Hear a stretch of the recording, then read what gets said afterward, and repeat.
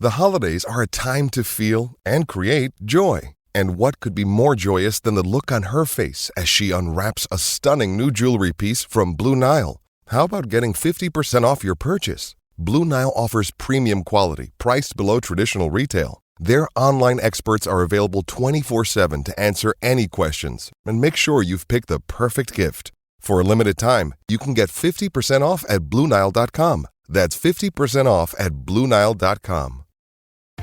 This episode is brought to you by Columbia Sportswear. It's snowing again, and that wind chill is killer. But you're not worried about that because you shop the Omni Heat Infinity Collection. It's warmth perfected with tiny gold dots that reflect your body heat inside and protect you from the cold outside. No snow or chilly temps can stop you now. Go out anyway. Shop the Omni Heat Infinity Collection now at Columbia.com/infinity. Saturday. Christmas comes early. Unbelievable! Welcome to this incredible scene. Bills. To the end zone! Chargers. It's a touchdown! An exclusive NFL game. That's fantastic! Live in primetime. Wow! Only on Peacock. With a Christmas gift to their fans. They're having some fun now. Bills versus Chargers. Saturday, 7:30 Eastern. Exclusively on Peacock. Reboot your credit card with Apple Card, the credit card created by Apple. It gives you unlimited daily cash back that you can now choose to grow in a high-yield savings account that's built right into the Wallet app. Apply for Apple Card now in the Wallet app on iPhone and start growing your daily cash with savings today. Apple Card subject to credit approval. Savings is available to Apple Card owners subject to eligibility requirements. Savings accounts provided by Goldman Sachs Bank USA. Member FDIC. Terms apply.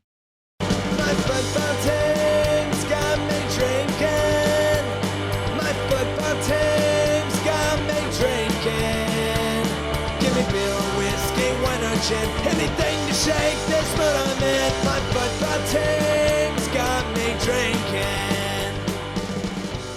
Back at it again with another episode of the Shades of Blue Soccer Show. Season 6 is here. Happy New Year, gentlemen. My name is Cody Bradley. We have Thad Bell, Robert Russert, David Greenwald, and we are joined by Daniel Sperry of the Kansas City Star to kick off the Season 6 of the Shades of Blue Soccer Show.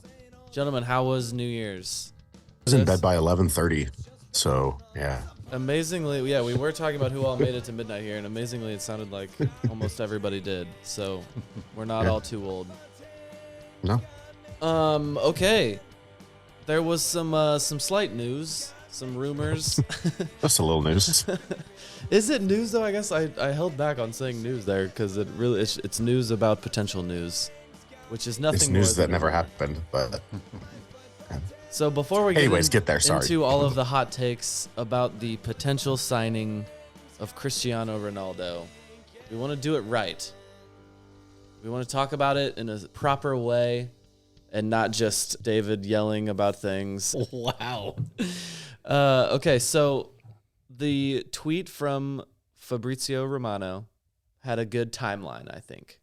It laid it all out to where it made sense for me. There was a lot of vague things that were saying, oh, there were multiple meetings and stuff like that. He had laid out when these meetings were. So, David, can you give us at least like what we know from this Ronaldo story or non-story? Sure. And Sam McDowell from the Star put out a really great article on, I guess it was updated today, but that really delved into the details of it.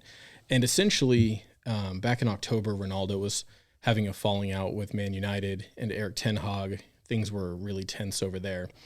And at that point in time, the ownership group for Sporting, along with Peter Vermes, kind of floated out the idea of maybe going after Ronaldo. And the article goes into a lot of the details, but they called it the triple bank shot, which is a nice homage to Mr. Patterson and Cliff Illig and some of the things they used to do back in business. But Vermes essentially was able to secure a meeting with Ronaldo's representatives. And that meeting went well, and it led to multiple other meetings and constant messages on WhatsApp and Zoom calls and everything back and forth. And essentially they got really close, really close up until the point that Ronaldo signed his deal with Al Nassr. I think that's how it's pronounced anyway, in the Saudi league for a rumored $75 million a year. So one meeting before the Piers Morgan interview. Yes. And another meeting after that. Well, basically, they said they had talked to everybody they need to talk to make the deal happen at least twice. Right. That's what it was in the article. Yeah, except for one person. Except for Ronaldo himself. Correct. So, you know, the part where you said they made a decision to put together a bid to go after Ronaldo, there's also the discovery rights came into play here, right? Yeah. So the discovery rights, this beautiful, archaic, crazy MLS-specific rule. Beautiful, archaic is exactly it. Makes absolutely no sense. But essentially, MLS teams can claim dibs on foreign players and put them on their discovery list. So if another team were to have wanted to sign Ronaldo, they would have had to have traded us some GAM or TAM for the rights to negotiate and sign him. We were the ones that were the first to think of this and go for Cristiano Ronaldo. How can that be possible? I have no answer to that. See, that's where what I kept coming down to. It's people ask me all these questions about MLS and it's like, no, you can be an expert on this league and not have any idea how to navigate all these Garber bucks and all this like nonsense like that.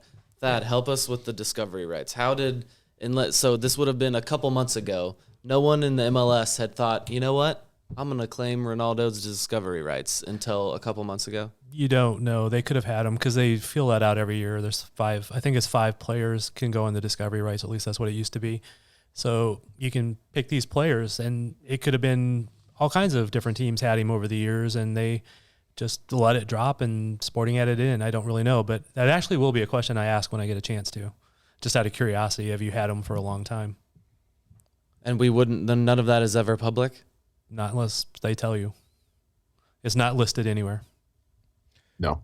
And for what it's worth, Ronaldo was always less than, let's say, Messi, less likely to come to MLS because he's been really vocal about how important his records are. So, you know, he's the all-time leading goal scorer in the UEFA Champions League.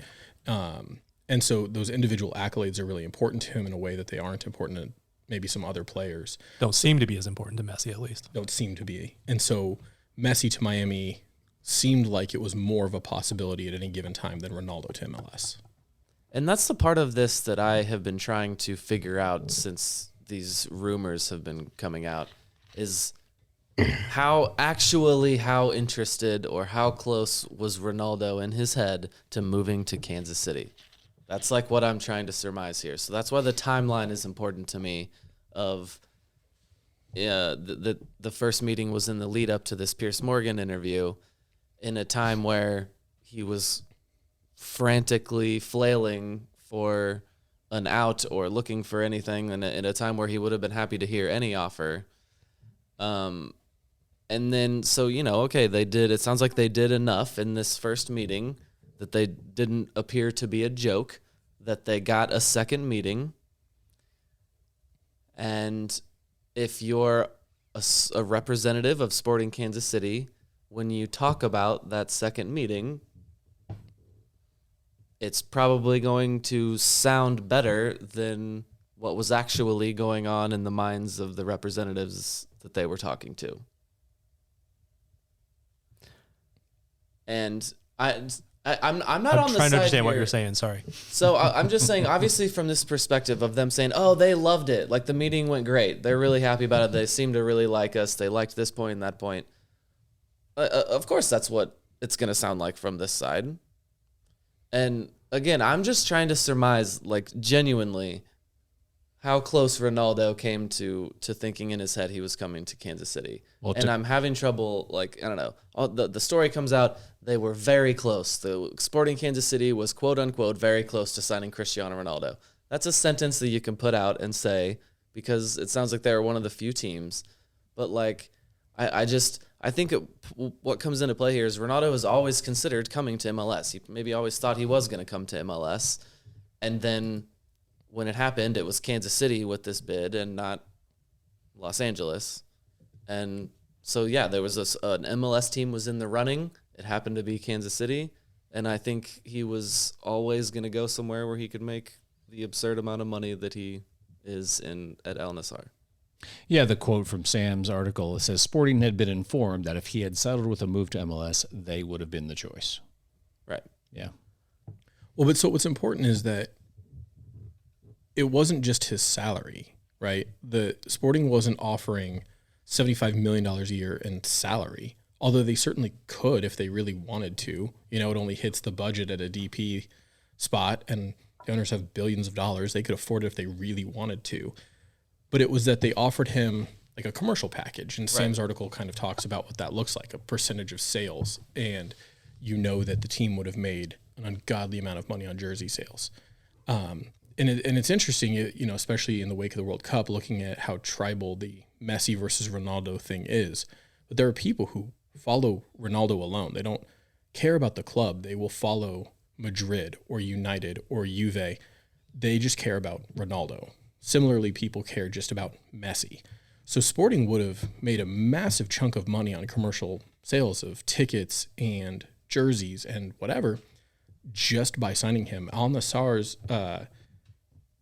Instagram account went from like 800,000 followers to like 6.1 million in a couple of days after he announced. Damn. Yeah, because like Ronaldo's against one of his accounts is like several million, and the other one's like several million more. So he's got a ton of followers, and just think a small percentage of them, 10% buying a jersey. Although probably a bunch of those would be knockoffs. but a appropriate parallel though is look at Patrick Mahomes, right? And he was involved in this. They used him as the template to try and sell Ronaldo on, like, even though this isn't a major city like New York City or LA or Chicago, you can be extremely commercially successful. And so if the overall package that Sporting offered was in the realm of that $75 million a year that the Saudi club can offer, then maybe it is lucrative. Do you want to live in the United States? Do you want to live in Saudi Arabia? What's that look like for you? And, at the money he's making, functionally probably doesn't matter at all. But there's definitely quality of life and cultural differences that would have made this really attractive to him. And ultimately we probably lost out, and Sperry or Thad or somebody can ask at the press conference, but ultimately we probably lost out because we didn't drop enough of a bag. But I bet we'd all be surprised sitting here at how much it probably actually was worth. Well, you mentioned the cultural aspect of it. Ronaldo has had issues in his past and he's a dick that I've never been a fan of. And I think I've never felt closer to you, Cody. Cody. He's going to a part of a world where he can get away with some of the things that he's been accused of in the past, and there won't be a warrant out for his arrest. Yeah, you acted like it was a bad thing about the culture over there, like or maybe like a negative of that you couldn't come to the American culture and all of that. But no, I think it suits him quite well. And yeah, as Thad said, I in all of the talking about this, I legitimately have not heard anyone mention that if he steps back on American soil, then he could be served with a civil suit still from He cannot.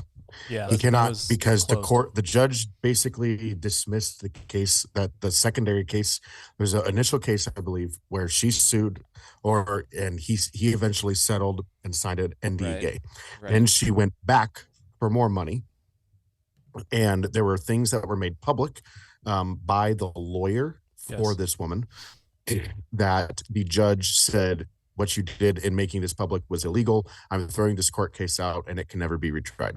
So basically he would have, if he set foot in the United States, there would have been no more strings attached to that woman and the case and the original, that case and all of that. Okay. So whether or not Las Vegas police wanted to do more or pull something out of it, that's a question mark. But the outstanding warrants or anything like that were gone. The police had said that they had investigated and it had been too long, and they had, not for statute of limitations, but for any evidence to have been something that they could have taken to court. The other aspect of this isn't that he would maybe get an arrest warrant when he stepped into the country, but the protests might be. Fans would be like, there's going to be definitely a vocal set of fans that are like, we don't want him. There's already a because of that. vocal set of fans that were mad at the fact that Sporting KC tried to court him. Period. Right. But that's not going to probably take place in the Middle East. So they're not going to care. Okay, that's my bad. I think I read the internet wrong. There was a Sports Illustrated article. It was from 2019, but the last thing it was saying was that he still could be served a civil lawsuit. The other stuff happened after that. Recently, okay. Like 2020, 2021. As this summer is when it that's was I read the internet wrong. fully dismissed. I don't know. I think from my perspective, my opinion here, I'm not surprised Ronaldo opted for Saudi Arabia, not because it's Kansas City, not because of the bag or anything like that. But I think, as David alluded to, he wants, there's part of Ronaldo, I think, that wants a privatize, like, leave me alone, because he has been so public. And I mean, let's be completely honest, from the start of this season to the point of him signing with Al Nassr, or Nasser, however you say it, his public image has been severely damaged.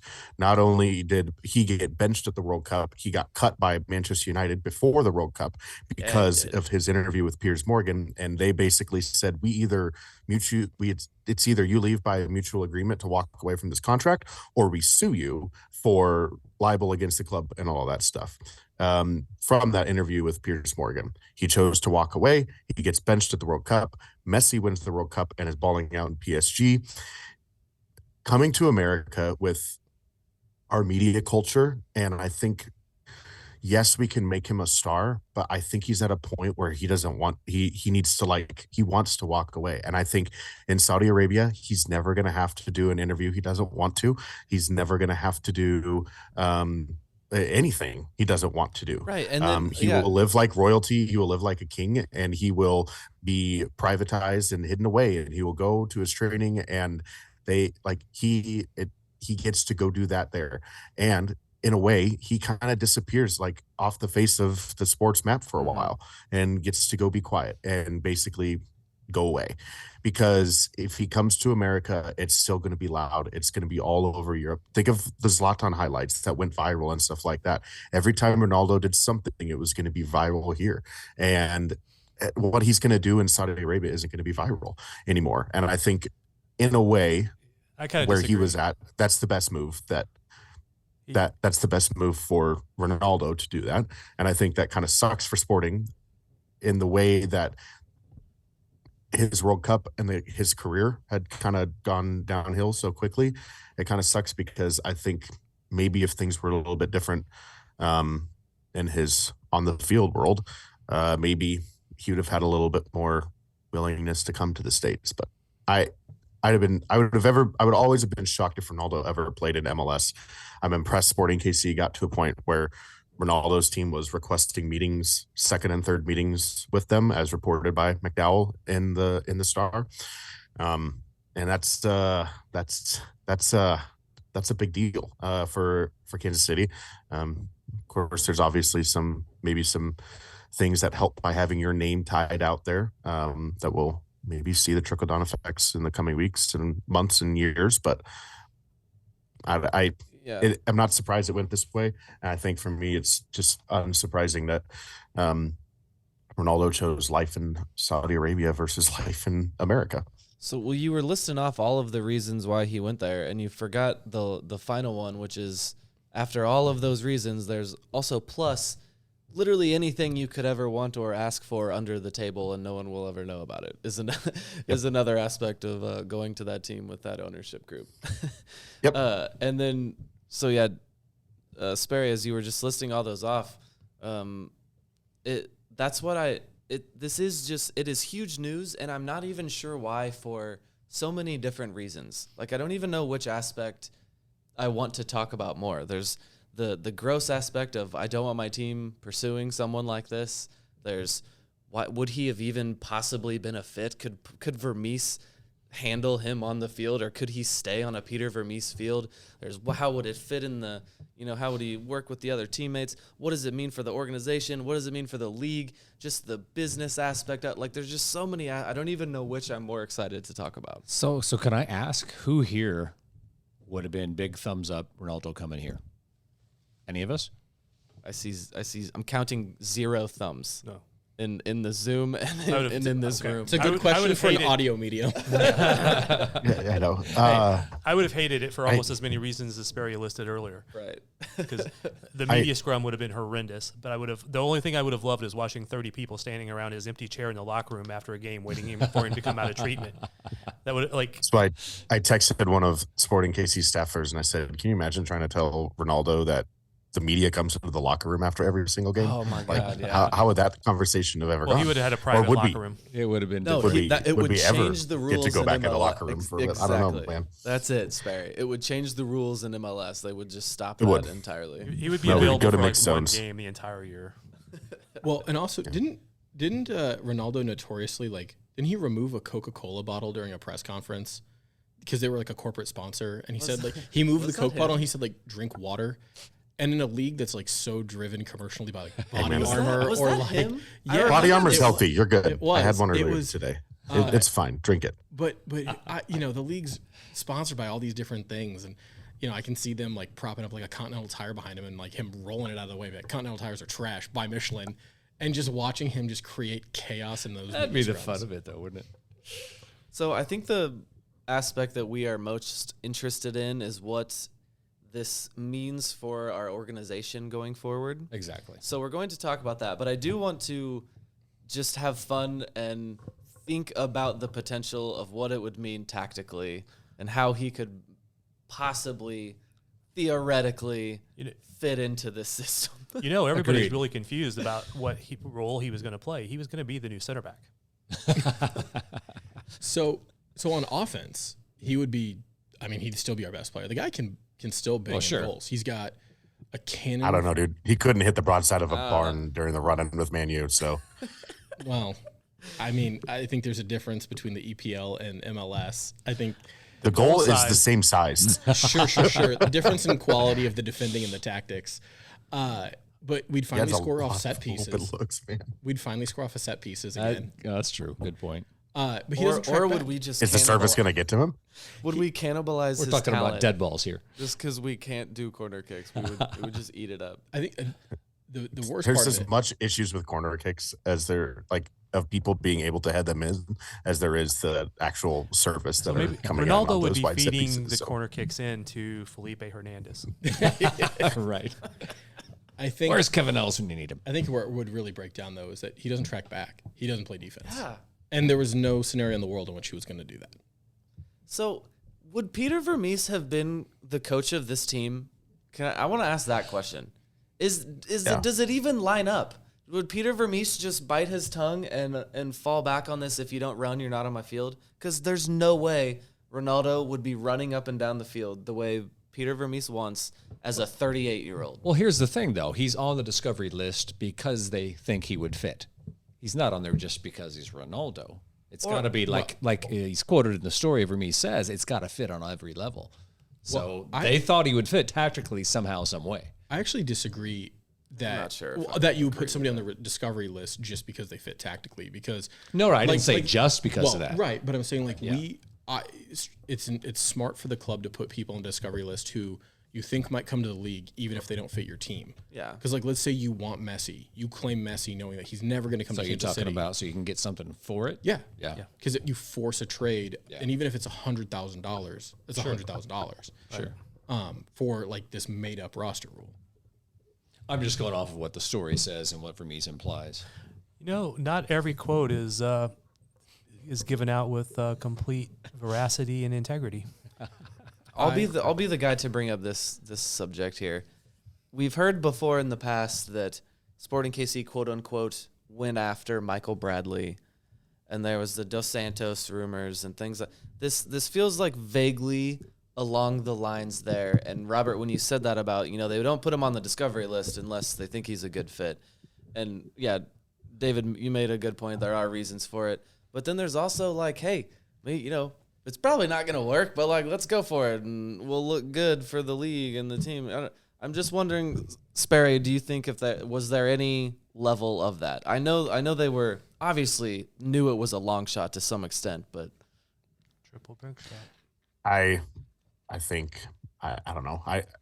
Ronaldo, there are a handful of players that if you get them on your team, you just get them in there, man. And if you are the club looking at it the way they obviously were with Ronaldo, and it being kind of an idea thrown out there, not necessarily just by Vermes, but by other people at the club, and owners as well.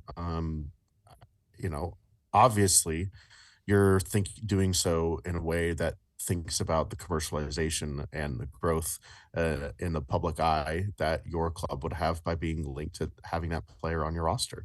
And so I think Vermes understands that, like, at some point to get a player like that here, you're going to have to maybe give a little on certain principles. And I like Willie Agata a lot. He's not as good of a presser as Kyrie Shelton, but he scores goals. He bangs them in. You know what Kyrie Shelton doesn't do is bang goals in.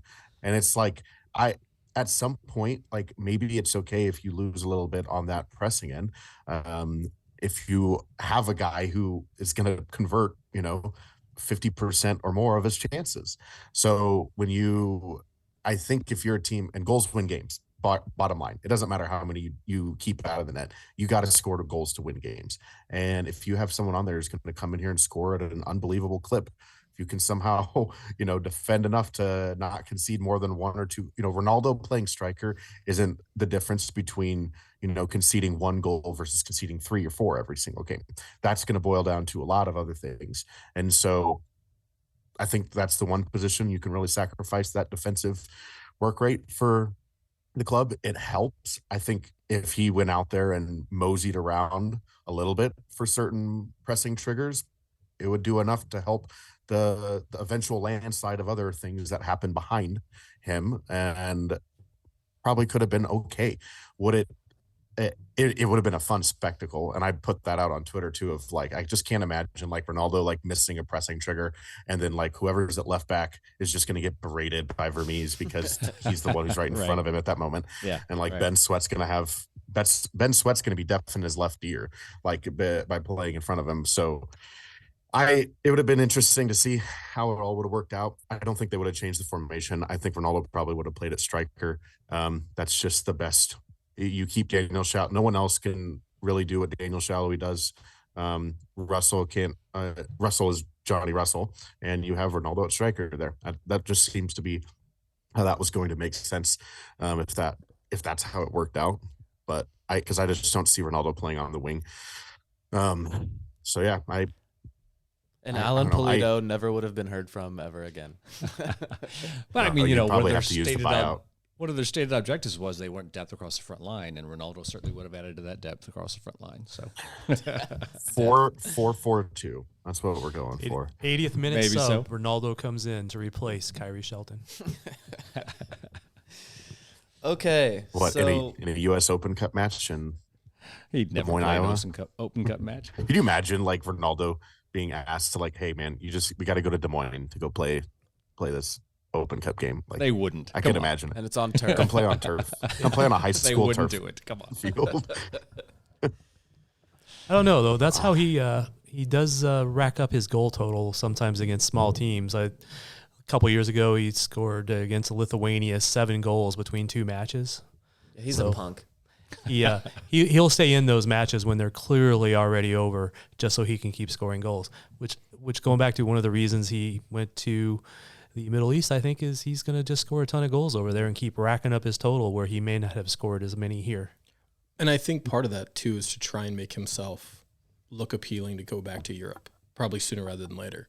Like, he really was hoping that a team in the Champions League would sign him up. And so if you go score 600 goals in the Saudi League in a year, because it's the Saudi League, maybe, a team in Italy wants you or something. Yeah, I mean, they might pick him up late to for the added depth for Champions League, and he does get to come off the bench and score some goals there. So here's my real question: if he had come right from a team culture perspective, how much money would he have paid Johnny Russell to get the number 7? I was afraid you were going to go there. $7 million. If you're Johnny, don't you hold out for more? There's a point where Ronaldo says, "I'm not playing if you don't give me my jersey." So CR37 is what in MLS. CR77. Yeah, there you go. But yeah, Shallowy is probably the most harmed by this because I know he's a big fan of Ronaldo. He would have loved it. Whatever. He's a punk. We dodged a bullet. I'm happy that this didn't happen. I'm happy that everything over the last month has happened, that Messi just ended all debate in this regard, and just the contrast between the two of them right now, I eat up every second of it. So I'm happy we didn't get him, but it is cool for the club and the league, I guess. So what does it mean for Sporting Kansas City going forward? Yeah, I mean, Vermes said, we want to raise the profile of the team. That's our objective, and this is one of the ways to do that. Okay, so what are the other ways besides signing high-profile players, which there's a rumor of another one being interested? Winning, yes. Winning right. the CCL. What might some other ways be? I mean, the Seattle Sounders won the CCL, but I don't know about the other ways. Like, simply, if they, at this point, the only way for Sporting to raise their profile is to get players that are going to bring not just a large amount of national attention, but global attention. And you need players who are dynamic, game changers, exciting, going to be on a highlight reel every single week. And that is where the system, we have people who can't do that, right? Like Shallowy can score some bangers. Johnny Russell has his Messi-esque goal like once or twice a year where he just dribbles through everybody and rips a shot off. But like, do you have somebody that is going to demand public eye, demand double-digit national team or national TV games a year? Like, do you have someone that is going to do that? And that's the next step. Who is this player that has rumored to have reached out and with intrigue to play here? That's a big question that I have. And I don't like, and this is where are they at in their career? And so I just don't know, Miguel Almiron didn't necessarily raise the international profile of Atlanta United, but he was darn good, and they made a bunch of money moving on from him. And then they went and got Thiago Almada and, burned their entire club to the ground and are still attempting to rebuild it. But like, what do you do if you're Sporting to raise the profile, and it's just continue to go after names that are going to draw interest? Because the club's done everything that they can so far to raise its profile within the country, but there's certain players are going to be what's going to have to help take that next step. They should bring in Chad Johnson to do a trial with the team to see if he can make the team. Chad Johnson was a disaster. Is his name Chad Ochocinco? Like legally? Same thing. But legally, it's Chad Ochocinco, and that was a disaster with his World Cup show. Part of the problem. Did you guys? Did you see any? No.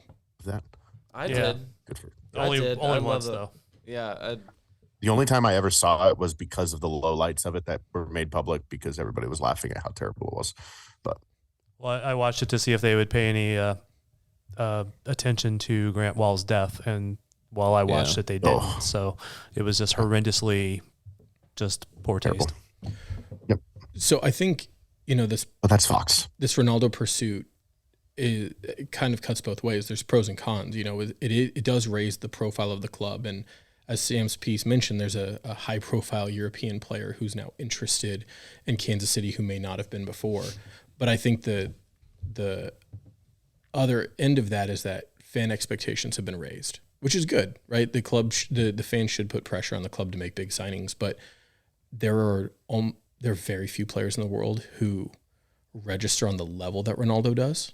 And so outside of Ronaldo, Messi, Erling Haaland, Mbappe, like let's say Sporting were to go out and sign Jordan Henderson, who's objectively a very good player, although on the downside of his career, that doesn't move the needle, not in the way that Ronaldo does. So who is it that we can go get, and who's worth breaking the bank for? Charleston. It creates a lot of questions. And I'm legitimately supposed to believe that this big name player in Europe heard this news that Sporting Kansas City went for Ronaldo, and he thought, I'm going to go reach out to them. I want to go play there. I imagine it was through agents.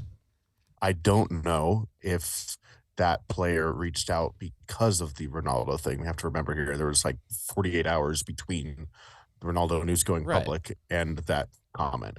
Did they reach out because of that?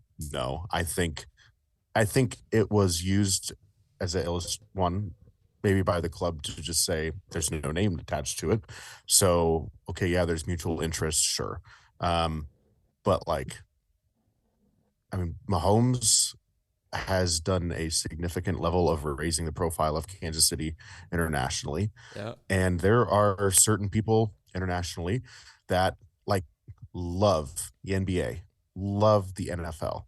And they sit there and that's they love the idea of American culture. I mean, Antoine Griezmann is a huge Mahomes fan, for one, loves the Chiefs.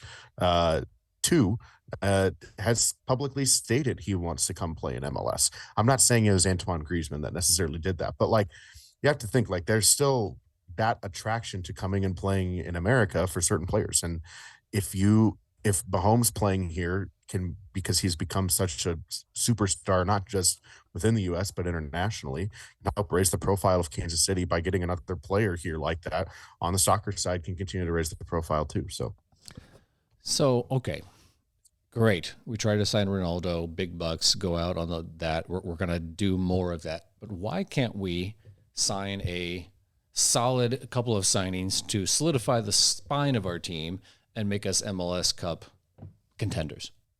Why can't we do that? Well, they signed a CDM from Europe on targeted allocation money, and they have one senior roster spot open. Right. For and 3 U22 players assumably. a year. Right, but still. There's no more open rosters. Is what I'm saying. I'm just thinking we could do more as far as some of those spots go. I agree. And okay, so the other thing here too, you asked what does this mean? What does this do? I think also this hopefully tells the owners that, wow, okay, if we're willing to spend here and the return that might get, maybe we could actually really think about going out and spending big, because they've always kind of hid as this small market team, we're Kansas City, we're whatever. And I don't know that they can do that anymore. If you get to the point where you feel like you were a finalist to land Ronaldo, sure, Ronaldo was probably never coming to MLS, but if you were one of maybe the two or three teams that was going to sign Ronaldo, then you have to realize that, okay, maybe we don't need to we can't play the small market card anymore. And the Chiefs go out and spend a lot of money on their team. They're pushing the cap in every single way, shape, or form that they can. The NFL has a much harder salary cap than MLS does, because MLS just stops counting how much you're paying a player at a certain point. So they can go out, and sign. They've done a lot more in the last couple of years too, in terms of transfer fees than they ever have before. But that could be a thing where okay, Gadi Kinda was a $4 million transfer fee. Okay, find a defender that you can pay $4 million for that's going to come here and be an absolute stud. There are ways that they can do that and kind of raise the profile that way. So I hope that this tells ownership that they don't have to hide behind the small market thing anymore, and the little chip on the Kansas City shoulder of, well, we're not a big city, no one believes in us. Bullcrap, dude. That's not the case anymore, and that hasn't been the case for a few years now. And so why don't you go out, step into your identity, and say, hey, we're going to spend some money, we're going to put a good team out there, because we are an attractive destination, despite the fact that we don't have coastlines, So how many seasons we got is a it? brown river. How many seasons is it until we're paying $50 for parking every game? I hope I'm never having to pay for parking. As a Oh, I media member, agree, but I can see it happening. You know where parking's free? The Legends. Right. Let's go to dinner first, right? You just walk into Chipotle, use the bathroom, and leave. God. You can't Stop even at give Dutch Chipotle Bros their money. and walk across the street. You're good to go. Yeah. Okay, so I don't know. We didn't really do the show of like, oh, how cool would it be that we would, games would be so popular they'd get pushed into Arrowhead, and how many goals would Shallowy and Ronaldo score together? I don't know. I just wasn't like all that happy about it. I was kind of grossed out. I didn't want Ronaldo on my team. So I'm sorry we didn't do the show. Would one of you like to wax lyrical about what could be? Well, not at the moment, but I do have that question. I mean, do you think when they first built the stadium back in 2011, do you think now they wish they had increased the capacity more than it actually is? Because we're one of the smallest stadiums in the league. Do you think that's something they're looking back on? No? It's set up to add on that other level if they needed to. So to bring it up to like 25-ish. Yeah, the exact number. Yeah. And which still wouldn't be enough for a World Cup. They aren't gonna. I mean, they were bad last year and still had right between 15 and say 8. 15,000 people in a 25,000 seat stadium in years where you were bad and have down years looks awful. Yeah, 15,000 people in an 18,000 seat stadium looks pretty good. Looks like you got a close to full house. And unless they are at a point where they really know that they are going to have that demand to up that stadium like that, which I don't think that they wish that they would have, because they can, when they're better, charge more for tickets. That's it. Price to get in the door goes up. Everybody makes more money. Tickets still in demand. Yep. The larger stadium might have priced out the Current being able to play there the last couple of years. Speaking of the Current, let's talk let's get current with the Current. Well, that will obviously be another pod that Sperry and I will do, but that was a reference to keeping current. You guys can give a shout out to your other I pod. appreciate that. Yeah, you do good there, Cody. Recently, keeping current with the Current, they signed a Swedish forward from FC Rosengard, I think it is. Swede. Her name is Mimi Larsson, and she's name. I like it. Strong name. She's can play center forward. She can play right wing. She should be able to put in quite a few goals for him if everything goes well. And I actually did an interview with a Swedish reporter, which I'll probably post in the next day or two. But she was talking about how she was probably going to be much better as the center forward. She can be very direct, but she can also be involved in hold up play. So, Sperry, tell me about the Current. Yeah. What do you think of the new Swede? What do you want to know? What do I think of the new Swedish player? I think she'll be good. I don't know. You've got a team with a lot of attacking talent. I'm curious. You've got CC Kaiser. You've got CC and Mimi. That puts. You've got Lynn Williams as well. I mean, my question is, how do they get all these pieces on the field? And I'm very interested to see how that happens. What happens with the rest of the roster? There's a lot, I think, this week that's going to have to Keeping happen in the Current. next couple of weeks. So, yeah, right. I'm looking forward to seeing her. I think it's a good signing. Props to them for looking overseas and finding a player that, I think Elise Bennett, in my opinion, is better on the wing than she is as a true striker. And she takes the ball and is really willing to dribble at players, and she can use her speed and physicality to get in behind folks. I don't think being a back to goal type of a player suits her abilities yet, and keeping her on the wing allows them to have players like Mimi at striker. Lynn can play either the wing as striker. Kristen Hamilton's in the mix, CC as well. So there's a lot of talent stacking up on this team. Yeah. And if you're going to tell me that you're going to cut JC Johnson and then add Mimi Larsson, that means you are adding a significant amount of depth to your roster, much more so than they had maybe last year. They still had a relatively deep team last year. Yeah, to an already good roster. So I believe Sporting preseason starts a week from today. Do we know a starting date for the Current preseason? There's not a publicly. There's a date for the league to have that for when the training can start for the league, but not specifically for the current. Not publicly, at least. Daniel's biting his tongue. 1 I'm a week. good person. How is that possible? That's just blows my mind. Players report Friday, January 6th. Pitchers and catchers reporting Friday. every single time I hear like, oh yeah, we're gonna start this on January 6th, I just shudder. Yeah. Okay. Friday it is. Thad. Oh wait, NWSL draft next week. That's the big one. Yep.